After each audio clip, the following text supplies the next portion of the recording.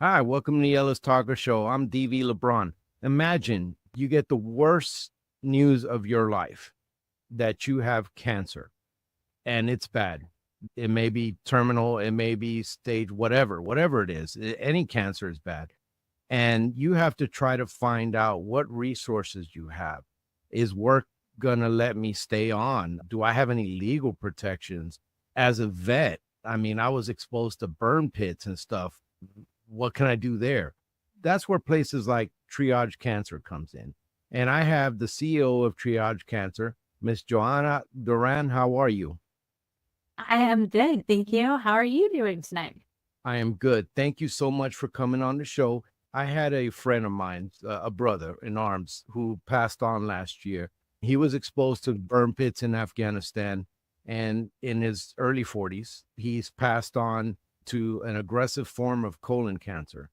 I love that man, and I got to watch him die, and it was painful. And cancer sucks because just around that time, I also lost my auntie who died of cancer. Cancer thoroughly sucks, and it's taken too many people, and it is some scary news. So, can you tell me a little quick bio on you and the organization, and then we'll get into what you do?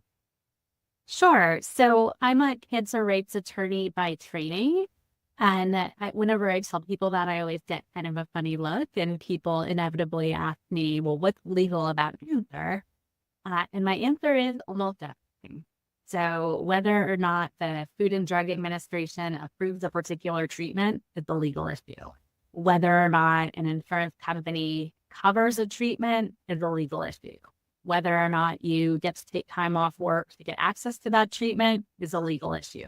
Since we don't think of those things as legal issues, we think of them maybe about this healthcare, I get health insurance, but there are protections in the law, and the law creates programs and benefits.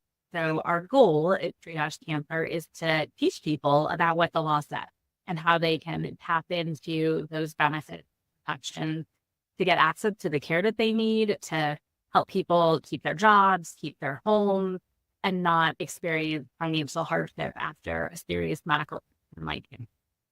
So, you found a niche within, because there's a lot of organizations that help with cancer, that but you guys have a certain niche, and our other organizations actually come to you because you have a certain niche. Can you speak on that?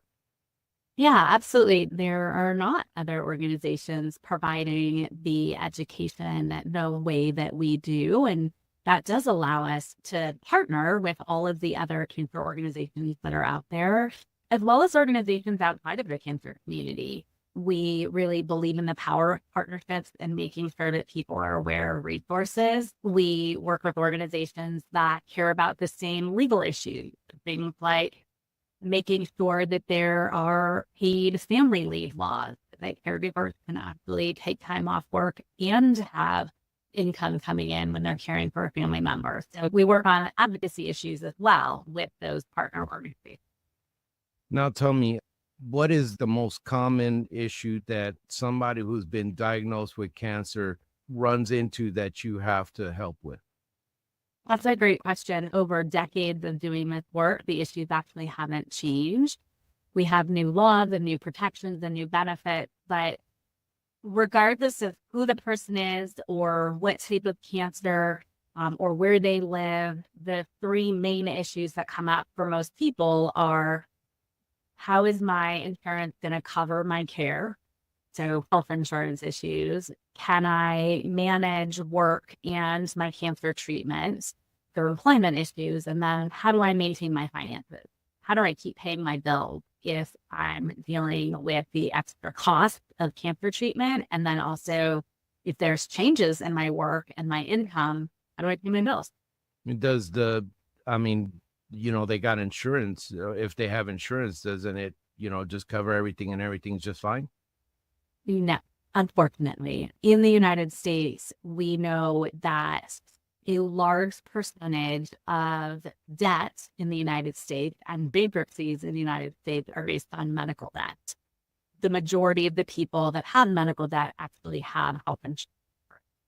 And so that means that it's those out-of-pocket costs that health insurance doesn't cover that is creating a burden for individuals and families. At Triage Cancer, we spend a lot of time talking about financial hardship as the contributing factors to financial hardship. And we think the number one contributor is actually having inadequate health insurance. When someone doesn't have health insurance, we can find options for people in most circumstances. But if people are choosing health insurance or have access to health insurance options that have really high out-of-pocket costs, that's what we call inadequate health insurance, not covering enough so that people do end up in a situation where they have to file bankruptcy. So let's dive into that. When you run into the average person that comes to you, Joanna, please help me. I got cancer and I got these bills I've been seeing. What is it that you're running into when it comes to that? Our insurance is saying no. And then how can you help somebody when that insurance says no to something that is needed? Because I've heard of that, doctor says, hey, you need this, and insurance says no. Insurance denials are very common, and that's across all types of insurance. When we're talking about private insurance, where you have an individual or an employer plan, it's very common to face denials. What is much less common for people to understand their rights in those situations and to actually appeal those denials. No one does it. And when I say no one, I mean 99.9% of people are not appealing their claim to them. And that's really hard for us to see, because here we have a consumer protection where you not only can appeal to the insurance company internally, but if they still say no, you get to go find the insurance company to what's called external medical review, where it's an independent entity and they decide whether or not medically necessary for you to get the care that your healthcare team prescribed for you. Is this I'm sorry, go. Unfortunately, this is where we created a consumer protection in a law, but no one knows that it exists. And that's really a failure of our system, that we create protections that no one knows to tap into them. Well, you see, and that's where I was going to go. Is that a government thing? And so most people don't appeal their judgments. And then I saw that there is a whole bunch of, when I was looking through your page, and I'm going to put her page up later for the organization, that there are a lot of healthcare attorneys in there and people who have worked in that legal healthcare kind of world. And I imagine that's needed if you're going to help people with cancer navigate the systems. Along with financial, for veterans, there's a connection between what you get from the VA and what you get from private insurance, PACT Act or Champ VA or other stuff. Can you kind of talk about that? Because I don't know a lot about it. A lot of vets may not know about it. And a lot of us are coming down with cancer. Absolutely. So I would say, generally speaking, because it's going to be different based on when you served and how long you served, but someone might be eligible for VA healthcare as well as VA disability benefits or cash payment, depending on when you served. The PACT Act specifically is a federal law named after Sergeant First Class Steve Robinson. The full name of the law is named for him, and honoring our promise to address comprehensive toxic act, where we get the PACT.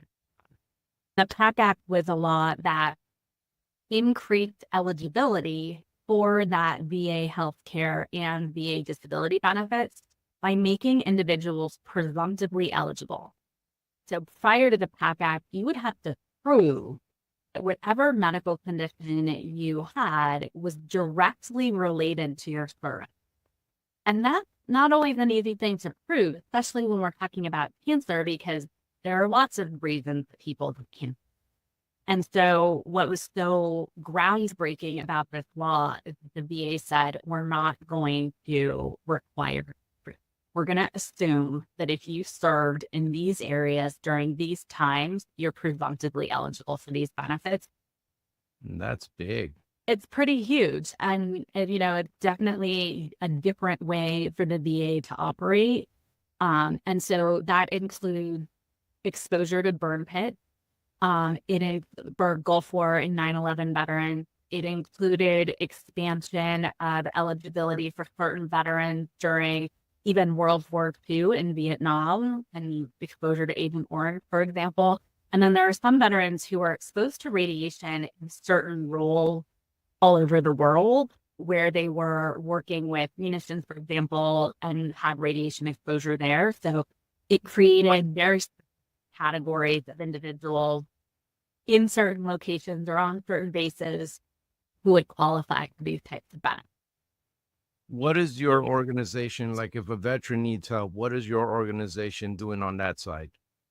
So if an individual calls us or emails us for assistance or fills out our online form for our legal and financial navigation program, depending on what the issue is and the questions that someone might have, we will do the research to find out how the law applies to their situation and explain that for an individual, including understanding how to actually tap into those benefits and resources, understand options, weigh the pros and cons of those options so that each individual can make the best decision for that. Yeah. I'm sorry, And go then on. we also have a resource page on our website specifically for individuals who are members of the military and veterans to understand the many benefits that may be available, not just to service members, but also to family members. Is your organization running into a lot of problems on that side?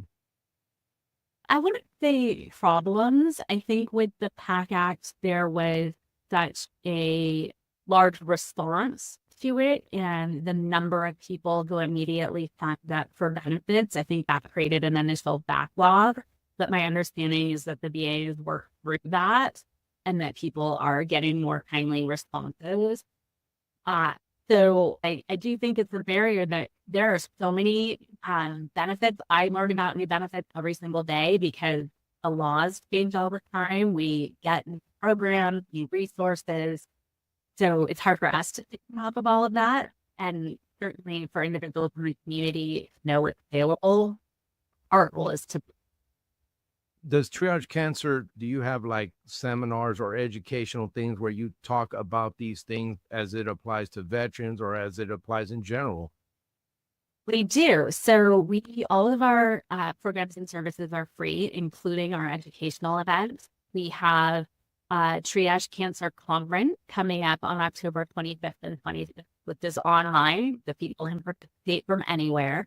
And there's a variety of topics related to insurance and employment and finances, even estate planning and medical decision making, getting organized, engaging in advocacy efforts. We cover all of those topics and more. We also have a monthly webinar series where people can learn about a more specific topic. And we have a webinar coming up in November, specifically on benefits for veterans. Wow, you have one next month?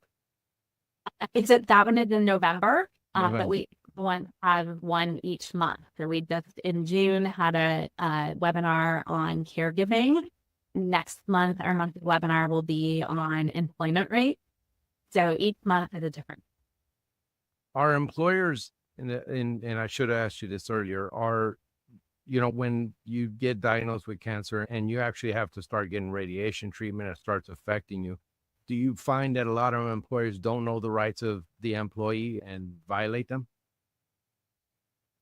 That we definitely see cases where employers are not aware of their obligations under the law, and that oftentimes it's about a lack of communication or effective communication where, an employee might say, is it possible for me to adjust my schedule because I have radiation treatment every morning? So can I start 2 hours later or maybe work, 2 hours later in the day? And that is supposed to be acknowledged by the employer as a request for a reasonable accommodation under fair employment laws, but not every supervisor is going to review or really understand how the law applies to that particular situation. And so we do education of employers and HR professionals so they better understand the law and how they can best support employees with a cancer diagnosis and even caregivers. And then we also do education of individuals and caregivers as well so that they can have more productive conversations with their employers to get what they need. Joanna, I love how you keep things in a positive tone. And I love that. You don't say problems, you say difficulties. I love that. We look at things as opportunities to improve situations. You know what? And I very much try to live that. So I do apologize it can be, I think that I approach cancer with a stigma like a lot of people, and it's such a negative thing to me. It kind of brings that out, and I apologize. No apologies. I get the benefit of spending every day working in the cancer community, which can be difficult. There are definitely hard days, and it's a difficult medical condition, and it impacts a lot of people. But we also see amazing work going on in the cancer community and a community that is really focused on trying to help each other. And so there's a lot of good. Can you tell me, Joanna, a particular case or something that you're really proud that your organization worked on that really helped somebody or helped a lot of people, or whatever it is, maybe a story that you remember most impacted you? A tough question. We really have the privilege of getting to do the work that we do. I will say, maybe rather than one case that stands out, we get to see the impact of our work every day, where someone comes to us and is incredibly distressed and in a crisis moment. And by the time we get off the phone with them, they are relieved. And, they tell us that their anxiety has been relieved because now they understand what their options are and they know what their next steps are. And for us, that is incredibly important because there isn't anywhere else someone could go for an answer to a question. And so the fact that we are able to answer those questions and to make a cancer experience just a little bit easier for someone is what makes our work so rewarding and why we keep doing what we do. Tell me, is it a little bit different for parents, that have kids with cancer? Are some of the legalese stuff a little bit different? Some of the supports a little different that you guys have encountered that maybe that they don't know about? I think it's similar topics. So families understanding how insurance is going to cover care, managing finances.